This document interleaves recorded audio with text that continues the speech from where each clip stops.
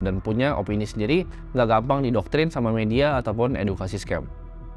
Selama ini, kalian semua dibohongi soal inflasi. Definisi inflasi menurut gua itu adalah simply perampokan. Mencuri kemampuan kalian untuk membeli sebuah barang atau jasa. Di sekolah, kita diajari bahwa inflasi adalah peningkatan harga secara umum dan terus-menerus. Kita diajarkan juga bahwa inflasi adalah hal yang wajar dan menstimulasi ekonomi. Itu semua adalah doktrin scam yang diajarin sekolah ke kalian. Dan di sini gue akan bongkar semua. Kenapa kalian tuh rasanya susah untuk menjadi kaya? Karena uang kalian itu dicolong dan dirampok oleh inflasi.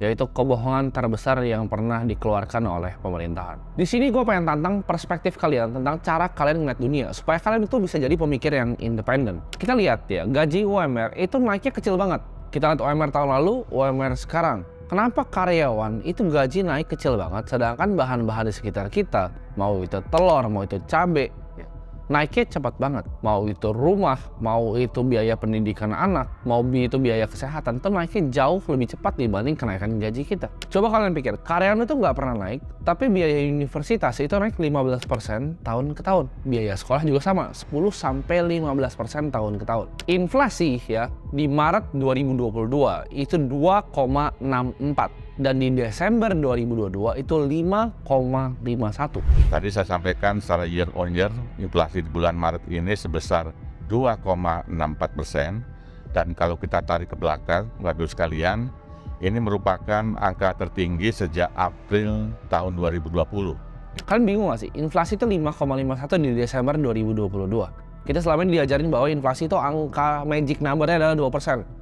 Ya pemerintah Amerika mau pemerintah dimanapun mau inflasi di magic number ini 2%. Tapi kita lihat di Desember ya itu 5,51%. Dan kita masih diajarin ya sama orang-orang untuk nabung reksadana dengan inflasi 5,51%. Ini hal yang gue ngomongin bakal bikin gue dibenci banyak manajer investasi ya. Mungkin para pengelola fund di reksadana, mungkin teman-teman gue sendiri, tapi nggak masalah. Gue disini untuk bukain mata orang-orang. Berdasarkan data dari Infovesta 2022, reksadana saham itu banyak banget yang bahkan minus performanya. 1-2% bahkan minus ke bawah. Jadi kalian bayangin nggak? Kalian investasi karena kalian nggak mau tergerus dengan inflasi, yang ada kalian malah minus, inflasinya 5,51%. MI tambah kaya, kalian keluarin uang kalian ya, karena return itu nggak pasti reksadana. Yang pasti itu adalah apa? Expense ratio dari manajer investasi kalian. Kalian bayar tuh 2% sampai 5% bahkan. Ada yang 4%. Kalian bayar. Kalian bayar 4% cuma buat dibeliin bank-bank kayak BCA dan BRI. Dan kalah pula sama bank BCA. Mending beli bank BCA aja kalau mau beli saham. Jadi ini kenapa orang-orang tuh susah kaya. Disuruhnya nabung reksadana saham. Kita tahu padahal inflasi itu 5,51%. Reksadana pasar uang kalah juga sama inflasi. Average di 2-3%. Reksadana pendapatan tetap ya mungkin menang sedikit gitu. Kalian pilih ada 7%, ya kan ada 6%. Inflasi 5,51. Apalagi nabungnya deposito kayak orang tua zaman dulu, ya kan? 4%, 5%, kena pajak lagi, habis uangnya semua. Jadi kalian nggak bisa ngalahin inflasi dengan aset-aset kelas ini. Di sini sebenarnya gue berjuang untuk kalian bisa punya pemikiran sendiri. Jadi jangan dikasih tahu orang langsung kalian dengerin. Jadi banyak hal-hal seperti ini yang menurut gue bikin orang-orang tuh nggak tambah kaya. Karena mereka nggak punya edukasi, nggak punya informasi terhadap apa yang terjadi di dunia ini. Loh, terus mereka bingung. Gue investasi, gue uangnya nggak nambah. Gue sisihin kok rajin 10% tapi uangnya nggak nambah. Kalian bayangin gak sih, ngelok uang kalian 6 bulan bahkan setahun ya di time deposit atau disebutnya deposito. Kalian ngelok uang kalian 1 tahun gitu cuma dapat bunga 5,5%, sedangkan inflasinya 5,51. Lu ngelok uang lu setahun ini, lu kasih uang lu setahun, balik nggak dapat apa-apa. Itu apa kalau bukan penipuan? Kalau misalnya kalian belajarin ya tentang inflasi secara teoritis, misalnya kalian belajar dengan ekonomi makro ya, kalian belajar sama dosen kalian atau guru-guru di sekolah, akan diajarin ke kalian bahwa banyak faktor yang akan menciptakan inflasi. Tapi di sini gue akan kasih tahu ya 3 faktor, yang lain menurut gue bullshit. Inflasi itu cuma terjadi karena 3 faktor. 1, itu perubahan pada supply uang ya, jadi changes in money supply. Kedua, yaitu perubahan demand antara produk dan jasa. Ya. Yang ketiga, perubahan supply antara produk dan jasa. Ini mungkin kalian ada yang bingung, apa itu changes in money supply, apa itu perubahan demand, apa itu perubahan supply. Di sini gue akan jelasin ke kalian, kayak gue ngejelasin sama anak SD ya, biar kalian gampang ngertinya. Oke, kita bahas yang pertama dulu, perubahan pada money supply. Uang makin banyak di print, ya, akhirnya uang lebih nggak berguna dan nilainya itu lebih nggak berguna. Simpel ya, itu paling gampang. Karena uang lebih banyak di print, maka uangnya lebih nggak berguna. Nah, kita lihat. perubahan di demand itu kenapa bisa mengakibatkan inflasi? Contohnya, misalnya ada sekolah favorit ya, spotnya misalnya cuma 500. Lalu banyak banget nih siswa yang mau masuk ke dalam sekolah ini. Apa yang terjadi? Si sekolah A ini yang tadi misalnya cuma terima 500, dia bisa menaikkan harganya karena demand untuk masuk sekolahnya banyak. Jadi kalau ada perubahan di demand ya lebih banyak, itu bisa mengakibatkan inflasi. Jadi orang yang punya produk atau jasa bisa menaikkan harga sesuka mereka karena demand-nya ada. Nah, di supply side itu sama ya. Kalau misalnya ada perubahan di dalam supply-nya, dalam produk atau jasa, itu bisa mengakibatkan inflasi karena barangnya semakin sedikit di market. Ya, jadi harganya naik. Contohnya, waktu itu pas COVID, permintaan untuk kita tahu masker itu banyak banget. Dan supply itu sedikit karena ada orang-orang anjing yang nimbun-nimbun masker. Jadi apa yang terjadi? Ya, harga masker naik gila-gilaan karena supply-nya itu ditimbun. Jadi 3 faktor itu, perubahan di uangnya sendiri makin banyak, makin nggak berguna, demand orang makin banyak, barangnya sedikit, dan supply-nya, perubahan pada supply. Orang yang bisa bikin produknya itu lebih sedikit, sedangkan demand-nya banyak. Itu hal-hal yang bisa membuat harga itu naik atau inflasi. Di sini gua akan jelasin ke kalian kenapa cara hitung inflasi itu biasanya misleading atau yang bisa disebut CPI atau Consumer Purchasing Index itu misleading. Ini gua gambaran aja ya, ini gua nggak bahas yang di US, gua akan bahas di Indonesia dulu. Kita lihat rumah di sini, misalnya di Alam Sutra ya. Di Alam Sutra itu rumah mungkin 20 tahun lalu harganya cuma 150-200 juta. Sekarang rumah yang sama, rumah kecil yang sama itu harganya bisa 3 miliar. Bahkan itu hanya nilai tanahnya aja, bukan bangunannya. Kenapa? Apakah itu rumahnya makin bagus? Apakah itu rumahnya makin mewah? Apakah harga tanahnya naik? Atau rupiah kita yang melemah? Coba kalian pikir, kalian tanya sama diri kalian sendiri. Dari harga 150 juta sampai 3 miliar. Orang-orang yang beli rumah mungkin 20 tahun lalu akan mikir, oh gue genius, ya kan? Gue pintar banget, gue bisa beli rumah, cuan. Jadi dia ngajarin semua anaknya untuk beli rumah.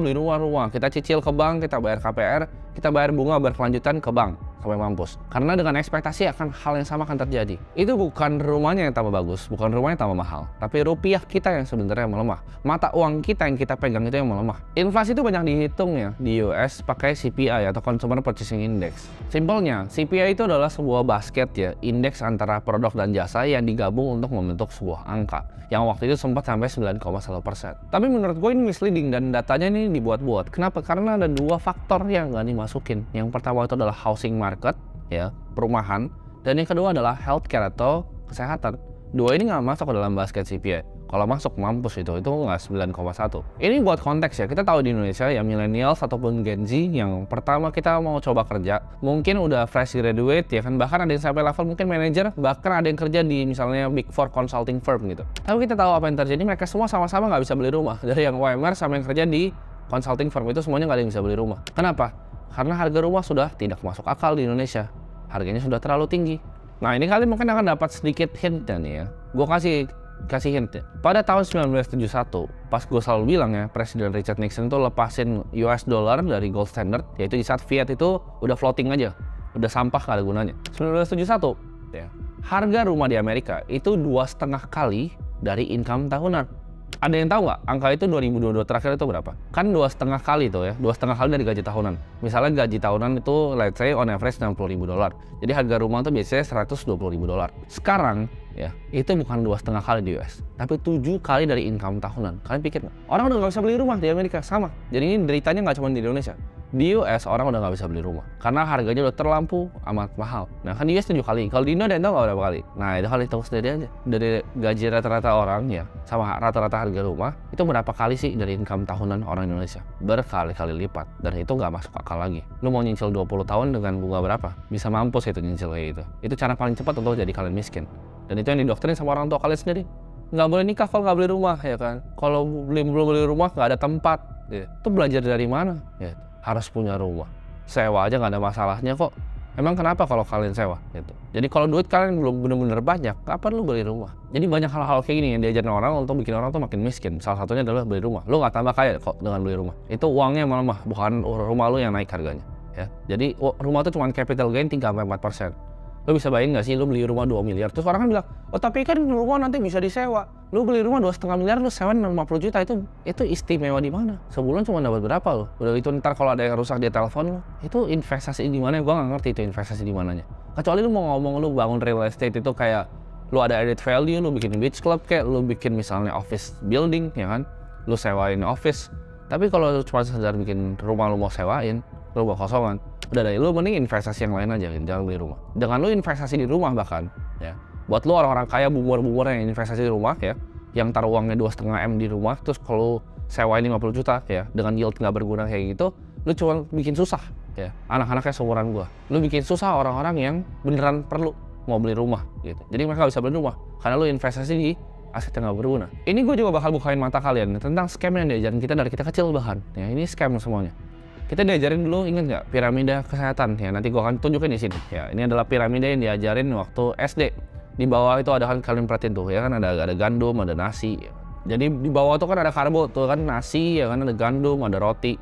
Di atas itu ada buah tuh kan situ, terus ada buah, ada ini lagi kalau gue nggak salah sayur gitu kan. Di atasnya itu ada daging sapi ya kan, ada poultry, ada susu, ya ada keju, ya ada yogurt juga. Dan paling atasnya ada lemak, ya ada minyak dan lain-lain. Kalian tahu nggak itu siapa yang bikin? Scam ini siapa yang bikin? Kalian pasti ingat diajarin pas SD. Piramida ya kan, piramida makanan. Ini gue ngasih tau ya, pemerintah tuh selalu nyalain orang. Kalau misalnya harga barang tambah mahal, mereka nyalain orang. Padahal itu mereka yang bikin. Jadi kan kita tahu, gue jelasin tadi Consumer Purchasing Index atau CPI itu adalah basket dari sebuah produk dan jasa. Nah kita balik lagi nih ke tahun favorit gue selalu, 1971, di mana uang itu dilepas dari emas ya. Jadi uang dulu di-pack sama emas, sekarang dilepas, dolar tuh free floating sendiri. Waktu itu kita tahu CPI itu naik ya, dan CPI itu paling penting di CPI apa? Ya itu biasanya basket makanan. Cara turunin gimana? Gimana caranya dia dorong itu turun CPI-nya. Ini lu boleh cari di buku sejarah, lu boleh cari di Google ya. Jadi Presiden Richard Nixon waktu 1971 itu pilih Secretary of Agriculture, itu namanya Earl Butz ya. Dan Earl Butz ini yang merevolusi waktu itu ya, piramidanya dia yang buat waktu itu piramidanya. Jadi policies yang dikasih nih sama Earl Butz ya, ditambah suku bunga rendah waktu itu yang mengakibatkan itu booming petani. Jadi mereka untuk ekspansi ya, mereka punya lahan, mereka banyak pakai hutang untuk produksi. Jadi wheat itu waktu banyak banget diproduksi ya. Bukan wheat ganja ya, WHEAT ya, wheat.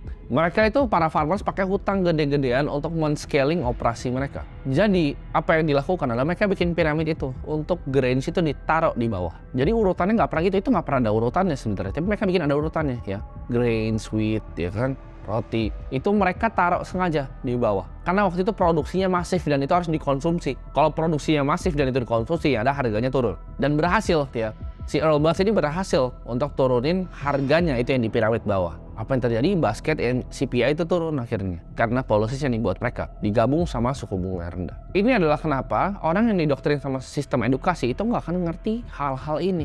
Ini udah diprogram di otak kita dari kita kecil, bahkan piramidnya, inflasi itu nggak masalah gitu. Inflasi itu perampokan, bangun. Kita mesti jadi pemikir independen buat mikir kenapa gaji gua nggak naik ya. Ini gila banget, harga barang naiknya gila banget gitu. Kenapa ya inflasi itu dibilangnya cuma 5%? Padahal kita tahu harga rumah naiknya nggak segitu. Sistem keuangan dan moneter dunia ini itu rusak. Kita bayangin nggak sih?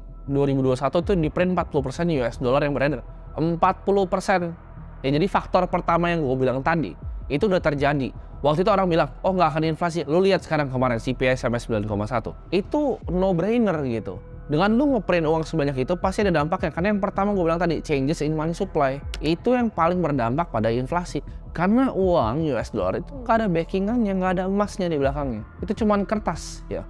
Fiat itu cuma kertas yang nggak berguna. Kalian bisa bayangin nggak sih kalau hidup di dunia ini sebagai orang miskin? Udah kalian tahu nih kertas ini nggak ada gunanya, cuma di print dari angin. Kalian nggak bisa punya bahkan kertas.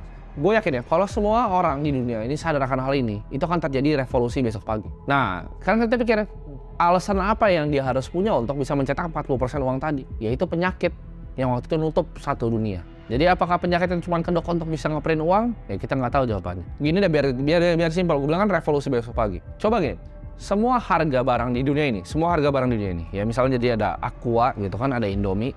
Aqua sekarang sama 10 tahun lalu itu ada harganya tuh.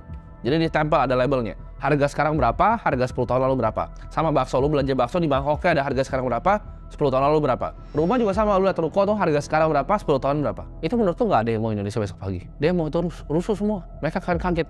Anjrit, itu uangnya jauh banget gitu loh. 10 tahun lalu kok segini, sekarang segini. Uang gue nggak ada artinya dong kalau gue nabung. Jadi apakah pertanyaannya ya investasi di saham, di reksadana ya. Saham beberapa bisa lah kalah inflasi. Reksadana ya. Apakah bisa ngalahin inflasi? Emas apakah bisa ngalahin inflasi? Deposito apakah bisa ngalahin inflasi? Surat hutang negara bahkan apakah bisa ngalahin inflasi? Jawabannya tidak. Inflasi real berapa? 5%? Yakin. Itu bahkan yang dikasih sama pemerintah, yang ditaruh itu 5%. Apakah kalian yakin real inflasi 5%? Gue sih enggak. Hitungan gue ya, cost of capital di Indonesia itu 15% angkanya. Itu bukan 5%, itu 15%. Karena pendidikannya 15%. Ya, jadi gue struktur keuangan gue untuk menghadang inflasi 15% ini. Udah nggak bisa 2%. Lu mau diajarin sama orang reksadana, oh iya kan kita akan nabung segini, nanti kita pakai 4% rule dikali 25 kali dari gaji tahunan. Including aku juga ngajar kayak gitu waktu itu. Tapi itu adalah hal yang salah, karena sekarang sistemnya udah berubah. Sistemnya udah nggak 2% inflasi lagi. Lu 4% rule gimana caranya? Ya, lu ngambil 6-7%, ya 4% lu tarikin, itu miskin lu kalau tarik 4% sekarang. Karena inflasinya, real inflasi cost of capital, ya itu adalah 15%, bukan 2% lagi.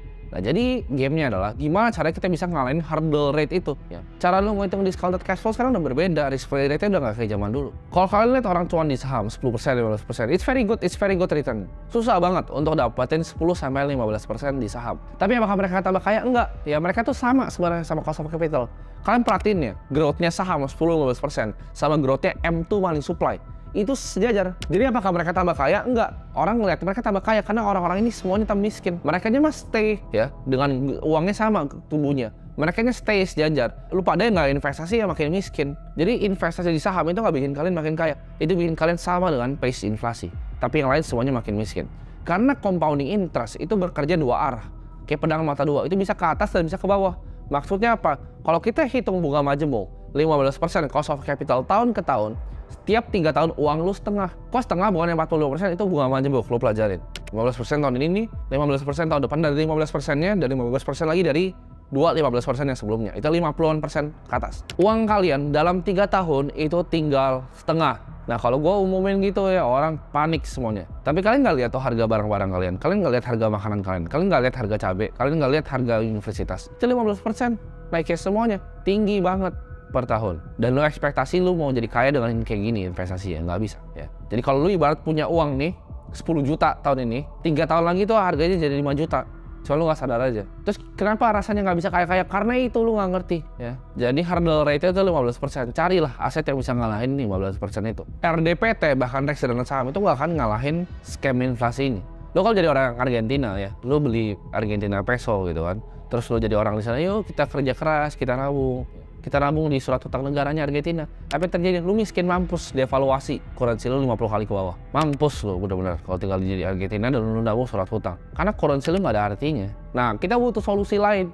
Hal inilah yang bikin pemikiran gue mikir gitu. Gue butuh aset kelas alternatif. Karena gue jujur, gue di saham cuma 22% waktu itu tahun ke tahun. Ya gue sedikit di atas inflasi, 7% di atas inflasi. Tapi apakah gue mau 7% terus jadi kaya? Gue butuh lebih. Gue butuh mungkin 24%, gue butuh 30%. Ya, atau 28% atau 25%. Nah dari video ini yang gue harap dari kalian mulai mikir ya, jadi kalian bisa keluar nih dari sistem perbudakan modern gue sebutnya. Jadi dunia ini tuh sistem perbudakan tapi modern. Kalian nggak ngerasa dibudakin tapi kalian sebenarnya dibudakin. Gaji pas-pasan terus bayar cicilan sampai pusing gitu kepala.